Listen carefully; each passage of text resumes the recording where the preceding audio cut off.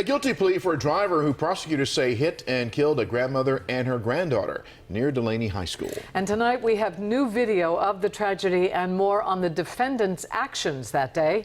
WJZ investigator Mike Helgren is live at the Circuit Courthouse in Towson, where he spoke to the state's attorney. Mike?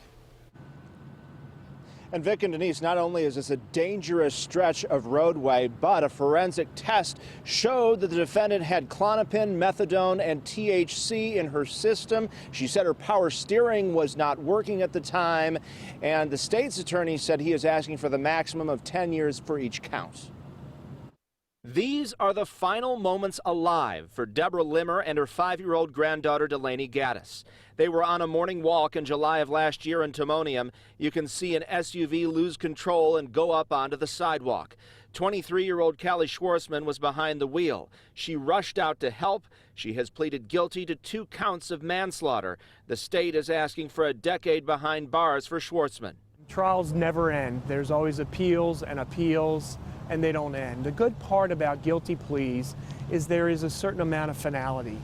The victim's family spoke to us shortly after the tragedy. And this is the blanket that she had when she died, and I like to think that she was holding on to it, and maybe blocking her face, at that last second. At the time of the crash, Schwarzman was on probation for a DUI in Carroll County. Prosecutors say she had no alcohol in her system when she ran over the grandmother and granddaughter, but tests showed traces of marijuana and methadone. This is one of the worst cases that I've ever had to deal with. An inspection of the vehicle showed there were 3 bad tires and no power steering fluid.